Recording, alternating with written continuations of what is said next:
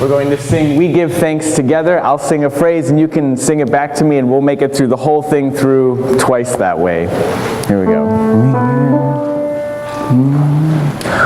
Oh, we give thanks, oh, we give thanks for this precious day. Gathered here, and those far away, for this time we share, with love and care. We give thanks for this precious day.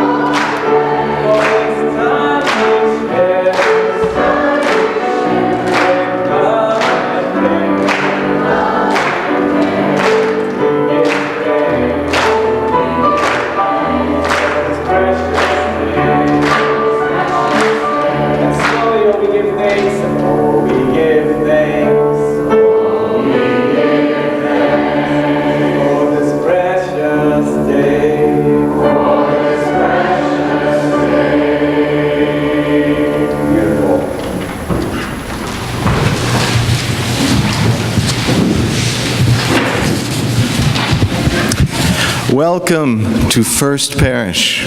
My name is Jeff Stout, and I'm a member of the Worship Committee.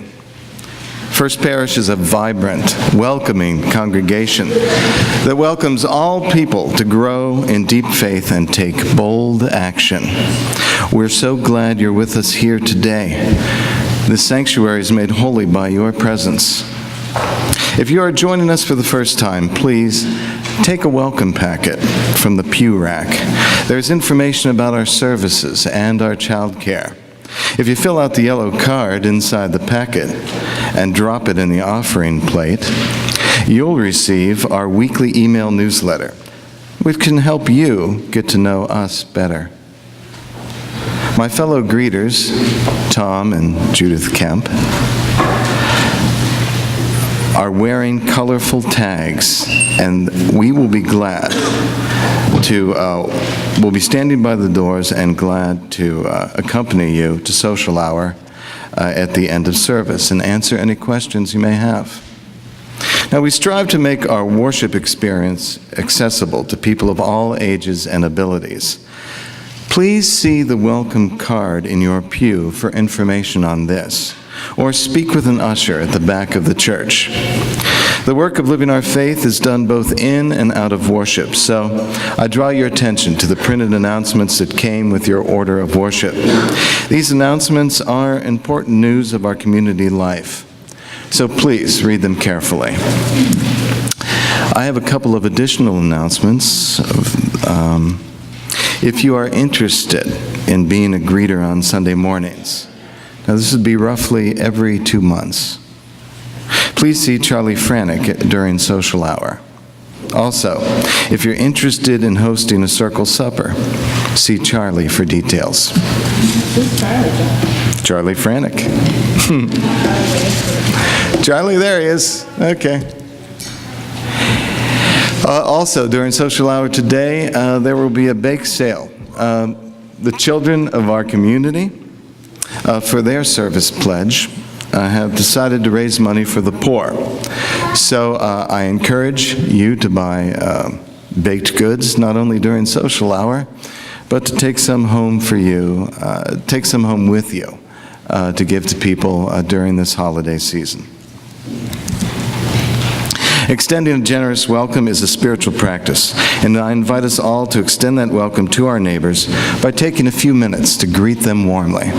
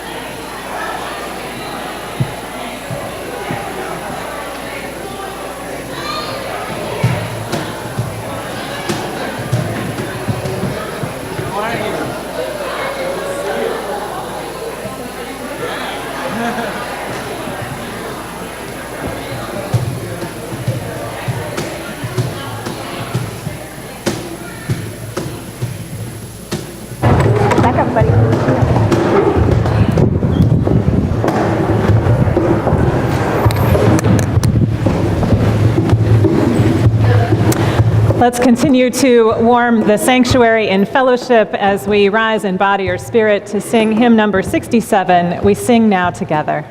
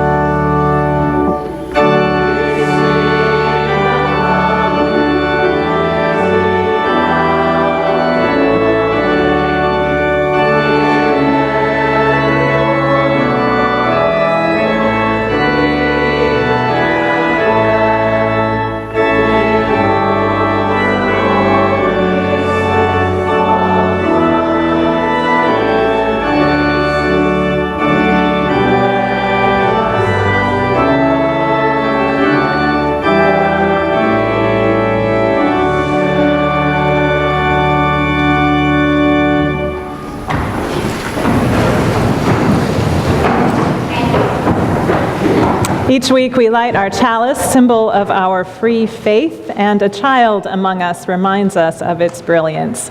Nicholas Gurn will light our chalice this morning.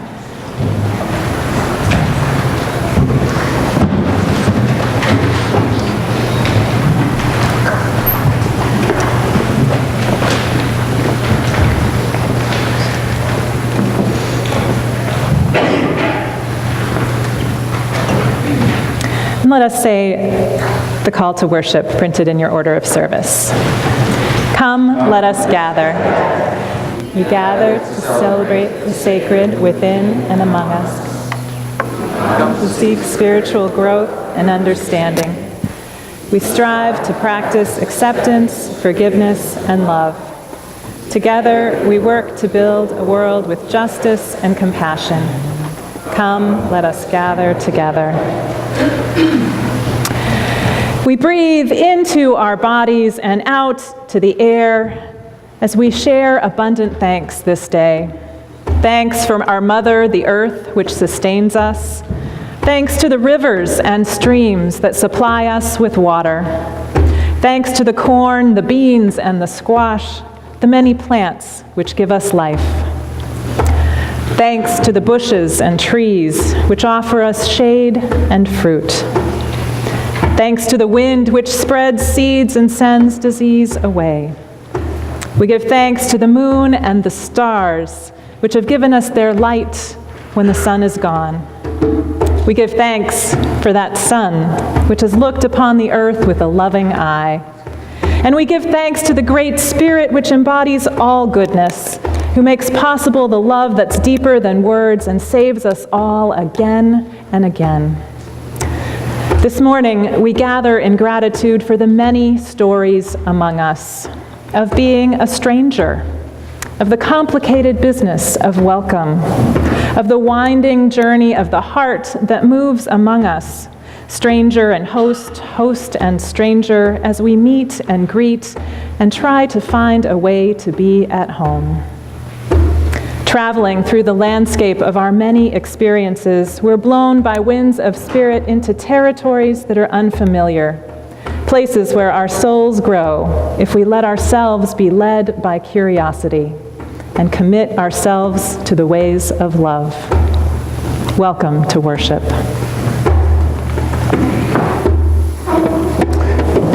Our next song is printed in your order of service.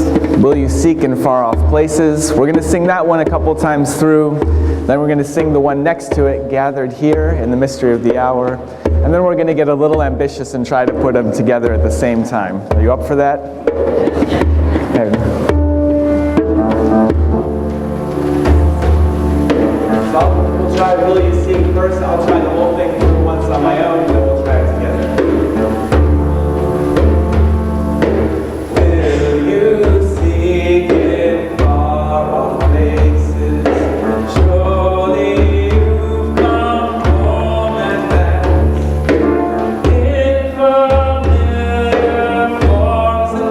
Face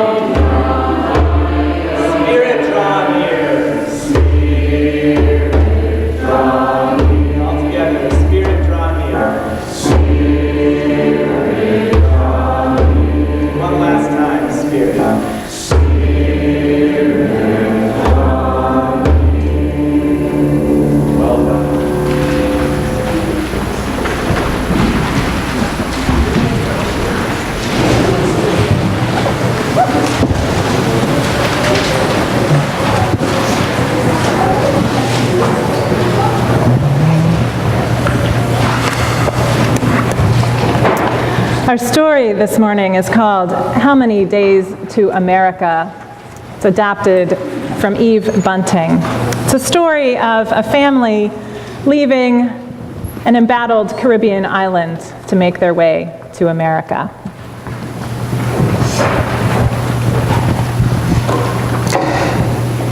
It was nice in our village, till the night in October when the soldiers came. My mother hid my little sister and me under the bed. When I peered out, I could see my mother's feet in their black slippers and the great muddy boots of the soldiers. When they were gone, my father said, "We must leave right now." "Why?" I asked. "Because we do not think the way they think, my son. Hurry." He would not let us take anything but a change of clothes. My mother cried. Leave all my things, my chair where I sat to nurse our children, the bed cover that my mother made stitch by stitch. "Nothing, just money to buy our way to America." The word America was not new to me. I'd heard it whispered between my parents in the restless hours of the night. We were going there? Others, too, moved silently along the secret streets. Boats bobbed in the dark water off the quay, and men talked behind their hands while goods passed from one pocket to another. "I must have your wedding ring and your garnets." My mother took the ring from her finger and the garnet necklace from its little bag buried deep in her bundle. She did not speak. My father said we would leave while it was still dark. My little sister asked, "How many days to America?" "Not many, don't be afraid." The fishing boat was small and there were many people. More kept coming and more. We chugged heavily from harbor to open ocean. "Can we see America yet, Papa?" All the time, my little sister asked questions. "Not yet." We were an hour from shore when the motors stopped. The men crowded the engines. "A part is broken that cannot be fixed." My mother's face twisted the way it did when she closed the door of our home for the last time. The women made the sail by knotting clothes together, and when they pulled it high, I saw my father's Sunday shirt blowing in the wind. But the sail carried us back toward our own shore, and men shot at us from the cliffs. At last, we got the boat turned in the right direction. "How many days to America now?" "More, my small one." And my father held us close. I saw him look at my mother across our heads.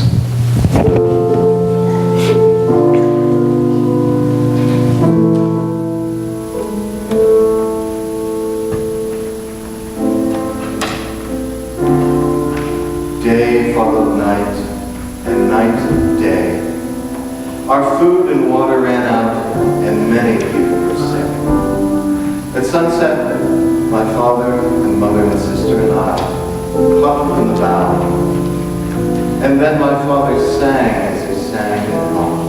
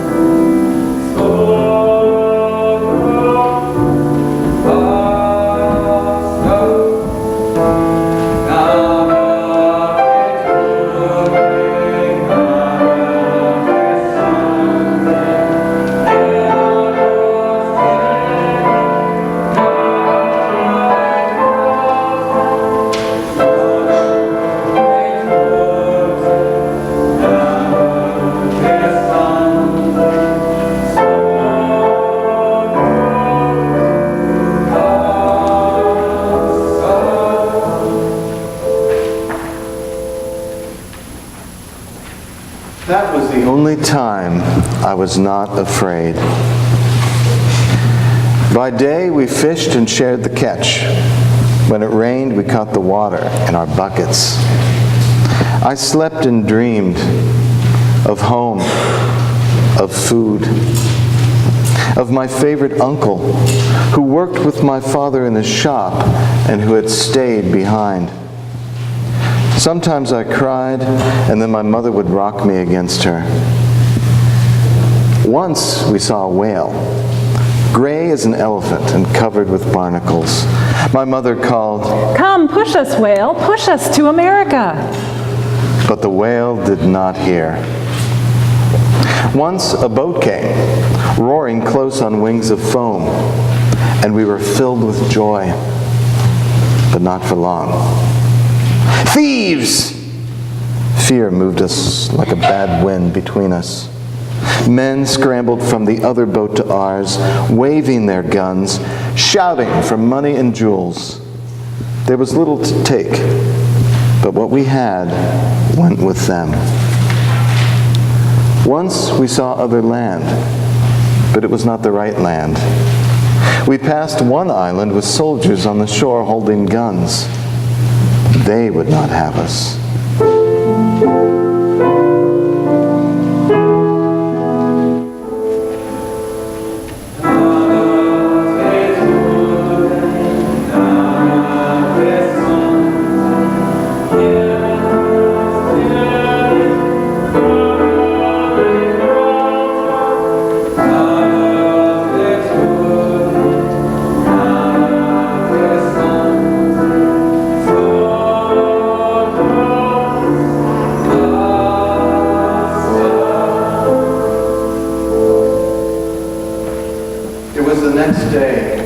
Tomorrow that we sighted land again. I was afraid to hope. A boat came. My mother clasped her hands and bent her head. Was she afraid to hope too? The boat circled us twice, and then a line was thrown and we were pulled to shore. There was such a silence among us then, such an anxious, watchful silence. People waited on the dock. "Welcome," they called. "Welcome to America." That was when our silence turned to cheers. But how did they know we would come today? Perhaps people come every day. Perhaps they understand how it is for us. There was a shed, warm from the sun on its tin roof. There were tables covered with food. Though the benches were crowded, there was room for all of us. "Do you know what day this is?" a woman asked me. She passed me a dinner plate. "It's Coming to America Day," I said. She smiled. "Yes, and it's special for another reason too. Today is Thanksgiving." What is that? My little sister was shy, but not too shy to ask her questions. "Long ago, unhappy people came here to start new lives," the woman said. "They celebrated by giving thanks." My father nodded. That is the only true way to celebrate. We joined hands and we closed our eyes while my father gave thanks that we were free and safe and here. Can we stay here, Papa? Yes, small one, we can stay. Here ends the story.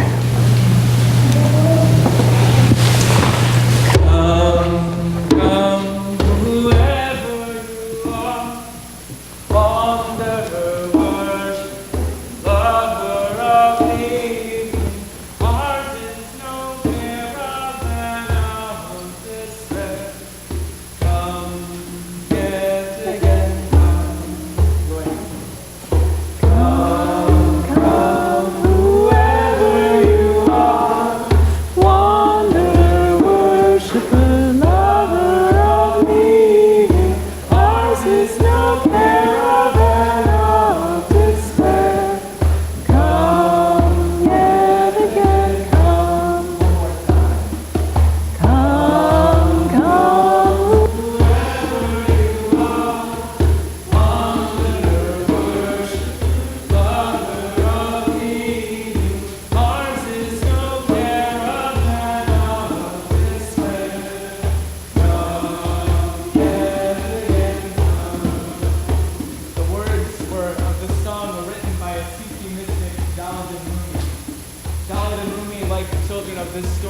to flee his homeland when he was a small boy, about 5 or 6 years old.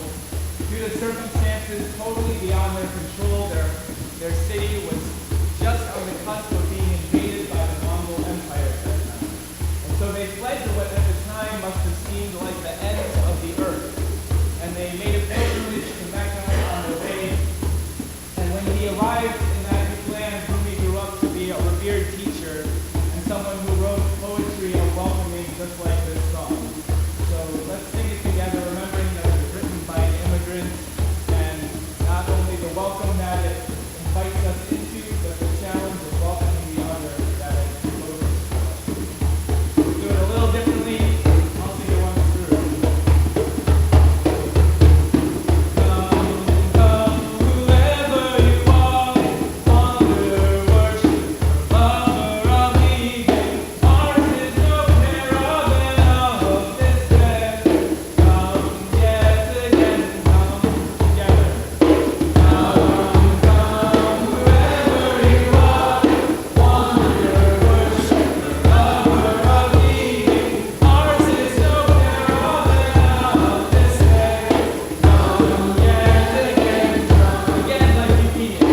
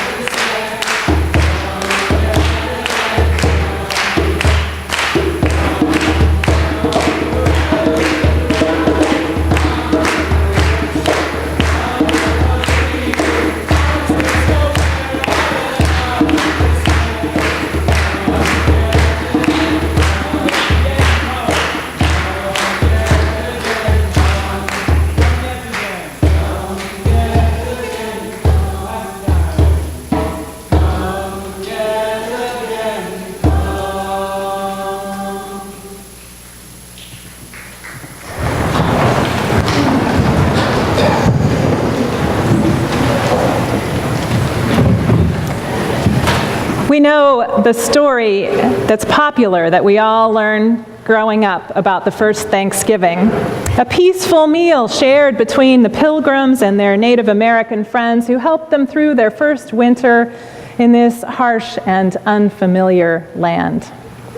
It looks delightful, happy, wonderful, that mythic picture, just like we all want to look when it comes to hospitality. Perfect strangers and perfect hosts enjoying a perfect meal. We know the reality was a lot more complicated. Perhaps you're living in some of that reality as you prepare to host or be a guest at Thanksgiving this week. The Pilgrim newcomers were fearful, and they couldn't imagine, and they were mistrustful, and they believed they were entitled to the land they found. The Wampanoag, too, had fear, and they couldn't imagine the same kind of ideas of land ownership that were held by the Pilgrims. Things, we know, didn't end well for the Wampanoag people or many of the other Native American tribes who lived in this land, though the people do continue. Our thanksgiving for the bounty of the harvest carries so much more than a simple celebration. How many of you were not born in this country?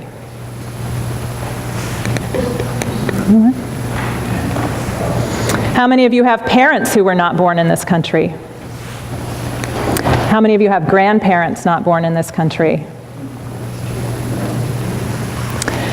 Though our journeys may not have been as dramatic and scary as the story we just heard, many of us know, ourselves or in the stories of our very near family, the complicated journey of trying to make home in a new place. When I was 8 years old, my family, the country that was our home, Iran, had a revolution. For months, the streets of the city were flooded with soldiers. There were huge protests and people shouting in the streets, angry and forceful. One of their chants was, "Death to America." My mother is American. I worried for her and for us. My parents tried to keep us from anything that might be dangerous, but sometimes that wasn't possible. One morning, we arrived at the gates of our school and were turned back. A bomb had exploded just moments before, and though thankfully no one was hurt, we wouldn't be going to school that day. That's not really the reason you want to get a day off school, right? A few months later, we watched on television as a popular Muslim religious leader climbed off of an airplane. He had been living in France in exile. His name was Ayatollah Khomeini. A few days later, my mother told me that she needed me to be her helper and to help my sisters. Don't ask too many questions. Pack everything that's important to you. Leave anything you don't absolutely need behind. Next morning, we were on an airplane to the United States. My father stayed behind, hoping that it would all blow over. It didn't all blow over. We never lived in Iran again. We moved to Ohio, to a very small town where my mother had grown up. Most of the people in town hadn't ever met anyone from California, much less a whole other country. Certainly not Iran. At first, we were exotic, a curiosity. People asked a lot of questions as a way to get to know what kind of strange beings we might be. Then a group of Americans were held hostage in Iran, and everything changed. We became dangerous. We were foreigners with a capital F. Cars carried bumper stickers with pictures of Mickey Mouse making a rude gesture with his hand, and underneath it said, "Hey, Iran." Dangerous to be American in Iran, dangerous to be Iranian in America. Where could we go to be whole? When would we become American, I wondered. I wanted more than anything to fit in. I spoke English. I learned all of the songs the other kids knew. I learned the rules to all of the games on the playground. My name was always the problem. Soon I started asking whether it was possible to change it. I loved a TV show called Little House on the Prairie. I think grown-ups might know about this, but kids might not. It was based on the books of Laura Ingalls Wilder. It was about life on the frontier in the Midwest more than 100 years ago. The actress who played Laura Ingalls Wilder was named Melissa Gilbert. Melissa. What a perfect name. I desperately wanted to be named Melissa. Asked my friends to start calling me Melissa. Didn't take.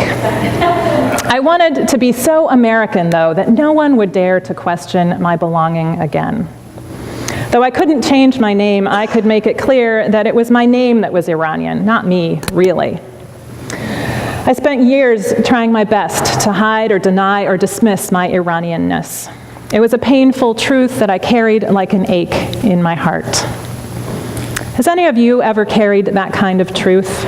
A difference that makes a difference to you that you're fearful of sharing? Anyone? A learning disability, your sexual orientation, your gender identity, your struggle with mental illness or addiction or an eating disorder. Many of us have those things we carry, those differences we hide. What helps you feel whole in the midst of it? Who have you found that can see you for all of who you are? For my family, finding Unitarian Universalism was a great gift. My father's Muslim heritage and my mother's Christian heritage were both welcome. My oddness didn't seem so odd in the youth group because by then we were in New Mexico and people were aware of and proud of mixed heritage of all kinds that was never spoken of in quite the same way anywhere else I'd lived. I found home and acceptance and a place to explore and discover the whole of who I was, the whole of who others were. I found myself then called to be a companion to those who were on the edges, those who were carrying their own secrets of identity and wanting to be seen. Once I knew it was safe for me to be seen, that I could be accepted for all of who I was, it became so much easier to offer that hospitality, that curiosity, that compassion to any and all of my neighbors. But it has to be a conscious choice. It's not enough just to get in the door and get a warm handshake, is it? We need to know that people are turning toward us rather than away with each step of getting to know us, with each step of revealing a difference. As we pause to celebrate Thanksgiving, the holy story of abundance, that life and love and connection and justice are all possibilities that live as potential in us, we hold in our hearts all of the ways that we have ourselves been strangers, for a moment or for a lifetime. And we celebrate with extra joy those moments of connections that have redeemed us, that have let us be whole. This morning we're going to share in a ritual of bringing forth offerings for those who might feel lost and alone among us, those who are struggling with financial burdens that leave them hungry, who are out of work due to illness or disability, who are working full-time but don't make enough money to feed their families well. We bring them in our midst with our offerings, and we take away a symbol of our nourishment in this religious community. A reminder that we are indeed nourished when we dare to reach out, that we stretch beyond our own fear and discomfort and learn to make connection that can begin the transformation of this world, from greed to giving, from fear to hope, from alienation to union. Before we begin our ritual, let's join once more in singing, "Come, Ye Thankful People, Come," number 68.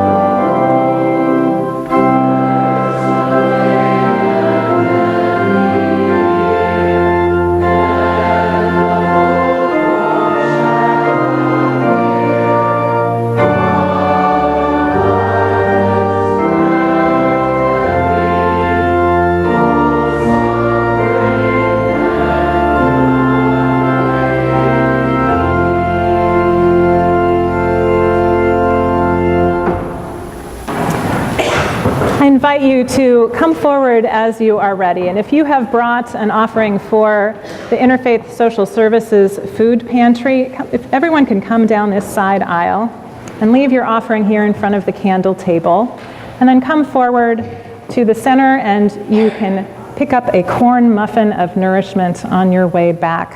We have gluten-free mini muffins as well, so if you need that, just let us know. Before we share that bread, we offer a prayer. If you did not bring, let me just say also, if you didn't bring an offering for the food pantry, you may still come forward and get some cornbread. We know you're good for those gifts to those in need. So let us pray. Gracious mystery that gives us life, God of love, in whose arms we are held in times of wealth and poverty, of body and spirit. We give thanks for the presence of this community of care in our lives, for each person in it and the hearts and minds that come together to know ourselves, one another, and your greater spirit among us ever more fully. May the bread we take, formed of the harvest of this good earth, strengthen our bodies and nurture our spirits by the inspiration to do good works. With each bite we take, may we feel the thread of deep connection woven among the peoples, the animals, all beings of this earth and the earth itself. May we learn ever more deeply to share the gifts and nourishment we receive, to transform our world into one where every life is sacred and celebrated.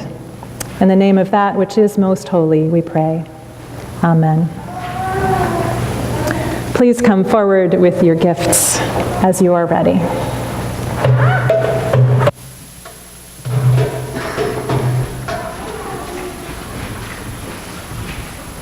Please join me once again in prayer.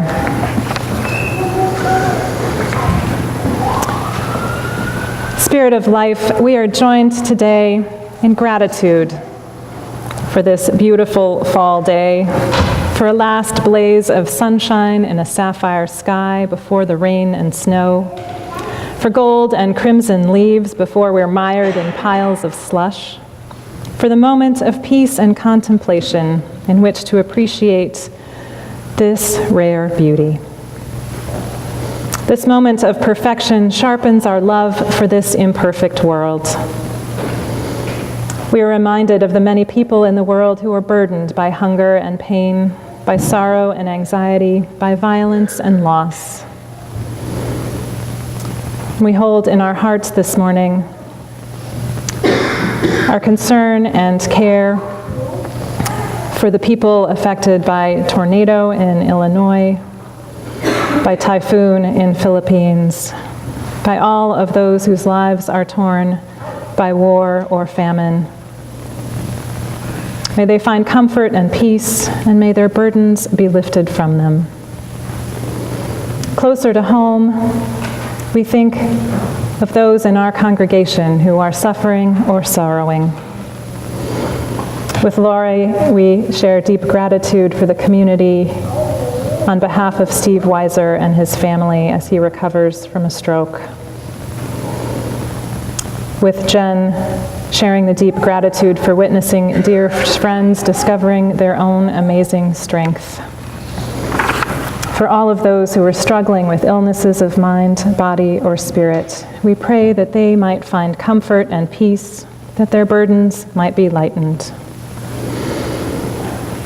Help us to be nourished by the cornbread we shared, to find in ourselves to work toward a better world.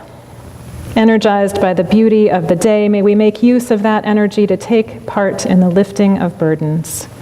May our gratitude find expression in the care of others, both near and far. May we find ways to bless the world always. Amen.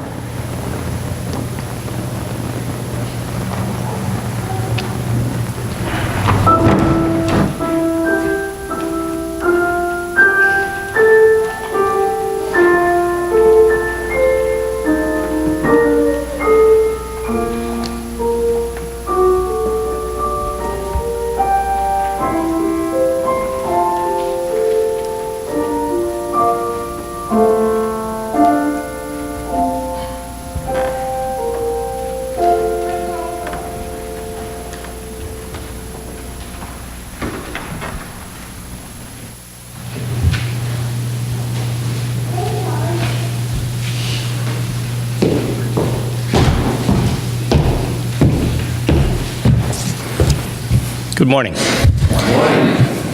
My name's Charlie Franich, and I have loved and been nourished by this community for over 25 years now. I have a little story to tell about hospitality that happened here. I'm not sure I would exactly call it radical hospitality, but I think it's rather complex in its simple elements.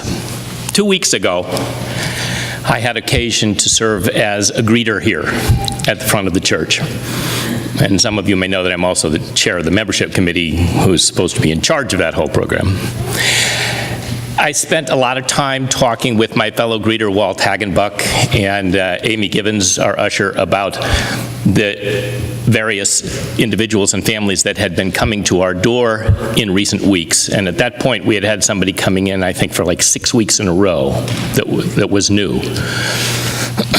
And I felt that I had done a reasonably good job of sort of being at the door, although I probably flitted around a little bit more than I should have.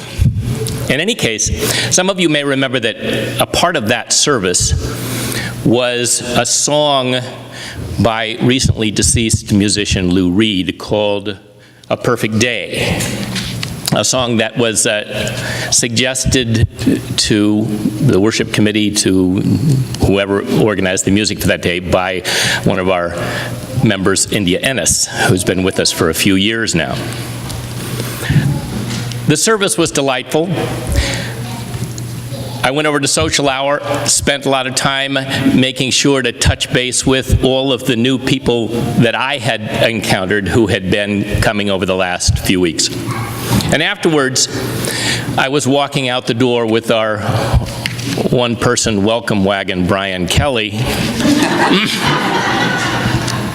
And we were walking along the path here, and Brian shouts out to someone who's walking across the grass in front of the meeting house, "Hey, Robert, are you lost?" So we went over to speak with Robert, and to my great chagrin, I learned that Robert had come that day for the first time, and I had whiffed as the greeter. But Brian had not. Brian had encountered him in social hour and talked with him there. And in the course of our brief conversation, Robert was talking about his experience of hearing the song "A Perfect Day," which he said he'd been listening to for about 25 years. And it had been one of his favorite songs, but he heard it differently that morning. And in particular, the final refrains that "you will reap what you sow." And he found it particularly moving to him. It was just sort of a kaleidoscopic effect to the song for him. It was a nice thing to hear from somebody who had just come to our door. But Brian didn't stop there. As it happens, India had just gotten into her car over here in front of the meeting house. So Brian went over and told India what Robert had said about the song that she had recommended. As far as I'm concerned, those are a few stitches in the fabric of our tapestry here at First Parish that makes us a community. But if each of us thinks in terms of doing those kinds of things, just expressing our appreciation and passing it on, we will become stronger and richer. Thank you.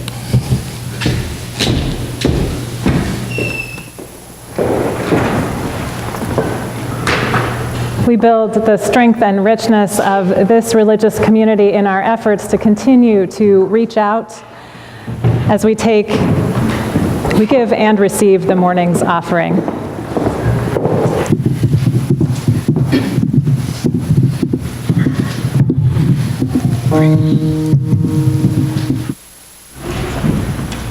I got plenty inside. What do I do? Got plenty in what do I do? Got plenty in what do I do now? Get somebody, get plenty in what do I do?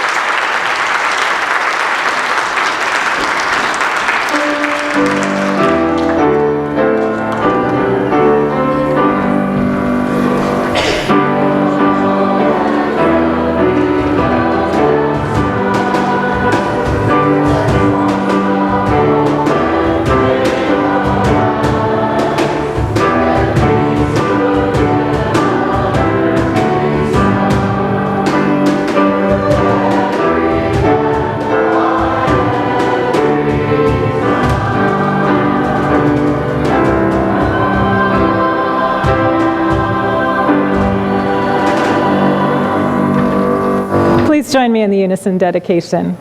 May these gifts be transformed into strength for this faith community, for comfort, food, and shelter for those in need, and may we be transformed by generosity. Please join in singing our final song, Turn the World Around. The words are on the insert in your order of worship and also can be found at number 1074, but they're easier to follow on the insert, promise you.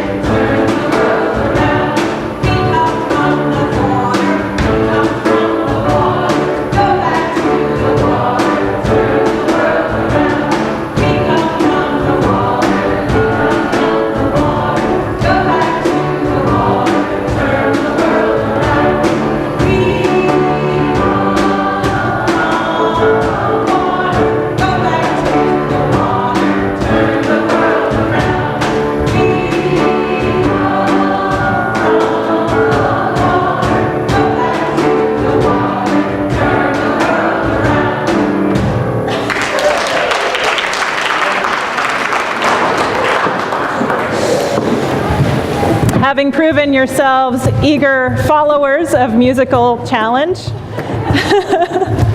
we give thanks for this gathering in community, for our wonderful musicians from many places, especially Matt Meyer, our guest today. We give thanks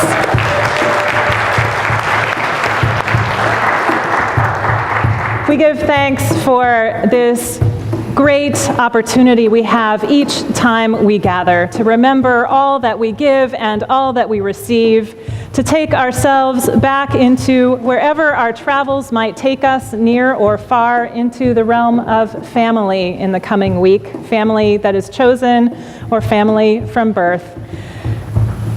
Go forth to turn the world around in ways large and small. Each time you turn to a neighbor to ask more deeply how they're doing, Each time you listen more fully to the story of a family member. Each time you find yourself held in the embrace of a love that is much bigger and deeper and wider than you can ever understand.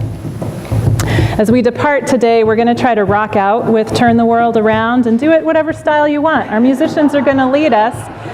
And I invite you, if you brought something for the Dia de los Muertos altar earlier this month, to come forward, dance your way forward, take it back with you as you return to the embrace of your family of origin, and bring those loved ones' memories with you. Go forth in peace to turn this world around.